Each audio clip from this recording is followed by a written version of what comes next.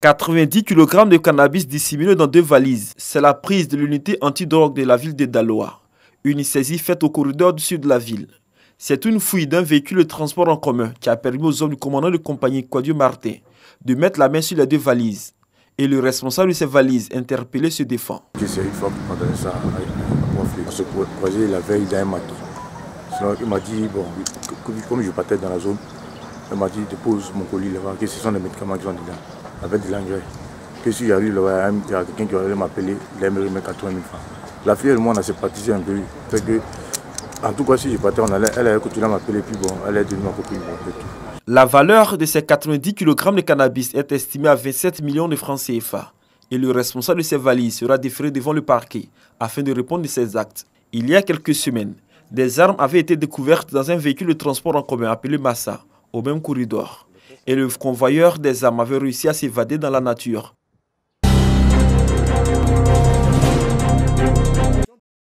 Des sacs de riz, des cartons d'œufs, de l'huile, du sucre et du thé, c'est le don que vient de faire l'ONG Islam et Solidarité aux familles défavorisées de San Pedro, en cette période de jeûne musulman, dans un contexte de Covid-19. De cours en cours, ces dons ont été remis aux 20 premiers ménages. Si chacun de nous pouvait faire comme ça, nos parents qui ont de ces problèmes, c'est bien de soulager. Donc, vraiment, on vous remercie. Au nom de toutes les familles. Nous avons choisi parmi ces familles, 400 familles, pour qu'on puisse les aider à surmonter le temps de coronavirus et le mois de carême en même temps. Distribuer des dons, ça c'est notre slogan. Mais cette année, nous avons reçu l'appui de l'association des jeunes motards de San Pedro. C'est ce que nous avons choisi 20 familles pour le début du Ramadan pour leur venir en aide. Au total, ce sont 200 familles des quartiers précaires de San Pedro qui vont recevoir ces dons de l'ONG Islam et Solidarité afin de les soutenir dans ce mois de carême musulman. Il est demandé à ces familles d'observer les mesures barrières pour lutter contre le coronavirus. C'est dans l'élan de solidarité prôné par le gouvernement que la chefferie du village d'Anono dans la commune de Cocody a décidé d'apporter son soutien en vivres et non-vivres aux populations d'Anono et du village d'Audouin à Sandé, situé dans la commune de Songon. Ce don constitué de sacs de riz, de cartons de tomates et d'huile et des cartons de gel hydroalcoolique est estimé à plus de 2 millions de francs CFA. Qui dit Audouin dit Anono. Le village d'Anono a pensé à ses frères et sœurs d'Audouin. Eux aussi, ils ont fait un bon présent pour qu'ils soutiennent, à travers les chefs, soutenir la population d'Audouin. Je voudrais dire merci au nom de ma communauté, au nom des anciens et de toute la population d'Audouin à Sandé, à Nono et à son dynamique chef.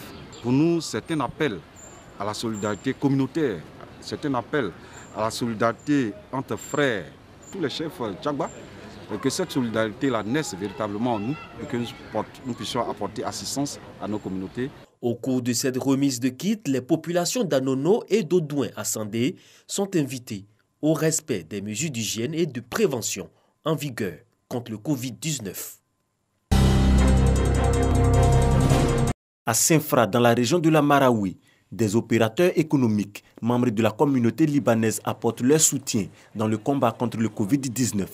Ils remettent au préfet Koulibaly Yahaya, président de la cellule départementale de lutte contre la pandémie, plusieurs kits sanitaires, des kits composés de seaux à robinet, du savon liquide, des cartons de gel main et plusieurs bidons de javel.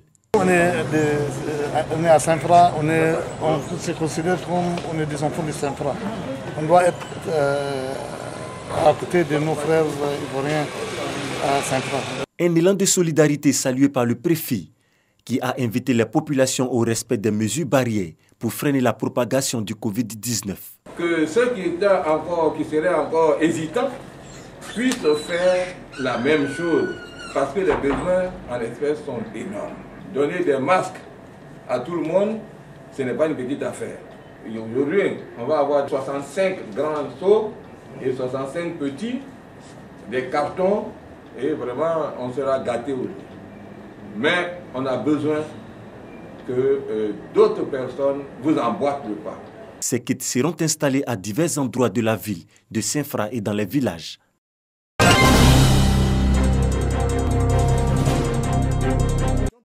En tournée de sensibilisation dans le département de Sassandra, Trabitié-Koura a sillonné en 2 jours une dizaine de villages et de gros campements. Il s'agit pour ce cas de l'administration ivoirienne, par ailleurs premier vice-président de l'UDC, Union pour la démocratie citoyenne, de présenter l'importance du respect des mesures barrières édictées par le gouvernement. Il a saisi l'occasion à travers des démonstrations pour montrer l'attitude à adopter afin d'éviter la contamination.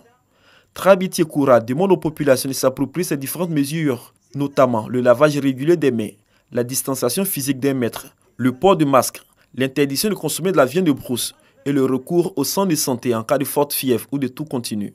Les populations heureuses de la démarche ont promis à l'envoyé de l'UDC et à sa délégation de s'inscrire dans la logique de la lutte contre le Covid-19.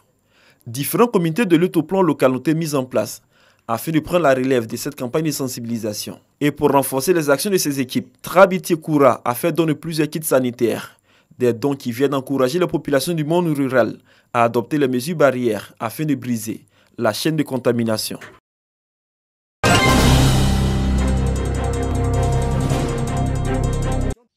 Les chefs de village de Kamoko et de Bada, les leaders d'associations et les chefs de communautés reçoivent fréquemment des séances de formation sur le Covid-19. Pour cette tournée d'introspection, il est question de faire le constat du respect des mesures barrières prises par le gouvernement. Il y a des masques qui n'empêchent pas l'entrée du virus. Il y en a qui protègent à sens unique, il y en a qui protègent dans les 2 sens. Déjà, c'est ce qu'il faut savoir. Après avoir instruit ces populations issues du monde rural sur les mesures sanitaires, le spécialiste en santé s'est prononcé sur les fake news qui font état d'un éventuel vaccin contre le coronavirus. Dr Dipro Philippe a saisi l'occasion pour lancer un appel à la population. Ces fake news entraînent un refus des populations pour adhérer à la vaccination de routine habituelle. Je pense qu'il ne faut pas s'atteler à ça.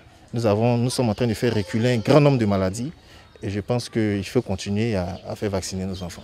Le sous-préfet a également mis en mission les chefs de village afin de relayer auprès des populations les informations sur les mesures barrières. Le baromètre n'a pas encore été trouvé.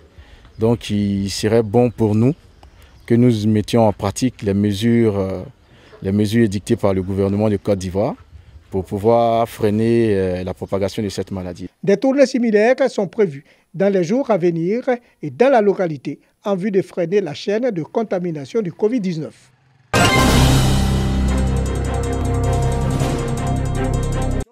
Ces kits sanitaires, essentiellement des fûts à robinet et des solutions hydroalcooliques, sont destinés aux 6 entreprises de la filière textile, coton et anacade basées à Boaké. C'est un don de la Fédération nationale des travailleurs de la dite filière, la FENATCASI, qui soutient ainsi la riposte de son secteur d'activité au Covid-19. Ce regard croisé pour éviter à la filière textile, coton et anacade un impact économique plus lourd de la pandémie à coronavirus. Au niveau du centre et du nord, les 2 spéculations, c'est le coton et l'anacade. Et l'industrie est basée sur ces 2 spéculations. Si nous ne faisons rien pour freiner cette pandémie et qu'elle rentre dans cette filière, le Covid va ternir l'élan de développement. C'est pourquoi la FENATCASI a décidé de s'associer à tout ce qui est en train d'être fait.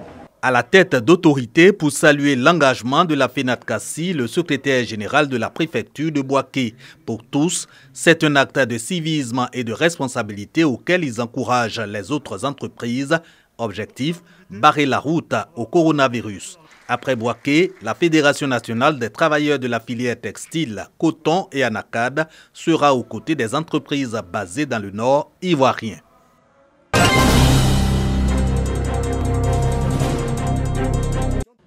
Le conseil municipal de Botro, région de Boaké, a doté les lieux de grande concentration humaine, dont la mairie, le marché, l'hôpital général, la gare routière et le foyer des jeunes, de 14 latrines incluant des dispositifs de lavage des mains. La cérémonie de remise officielle des toilettes publiques a eu lieu en présence du préfet du département Kolotio Loma. À travers ces réalisations, La mairie entend contribuer à l'amélioration des conditions sanitaires et environnementales de ces sites très fréquentés. Pour les bénéficiaires, ces latrines constituent un réel motif de soulagement en ces temps de crise sanitaire liée au coronavirus. C'est vraiment un appui en matière d'hygiène hospitalière et surtout dans ce contexte de lutte contre tout ce qui est infection. On n'avait pas de latrine à la gare routière de Botro. Aujourd'hui, on vient de recevoir un don du maire. Nous sommes très contents. Pour le premier magistrat de la commune de Botro, l'offre de latrines participe de la lutte contre la maladie à coronavirus, non sans insister sur les gestes barrières pour briser la chaîne de contamination de la terrible maladie. Ça répond au premier souci de soulagement. Ici, nous avons des marchés hebdomadaires et ces jours de marché, nous pouvons compter plus de 5000 personnes sur le marché. Et quand on a besoin d'aller se soulager, il faut aller chez les voisins pour se soulager. Et c'est pour ça que le conseil municipal de Botro a pensé qu'il faut construire des latrines. Les bénéficiaires ont promis faire bon usage des infrastructures reçues.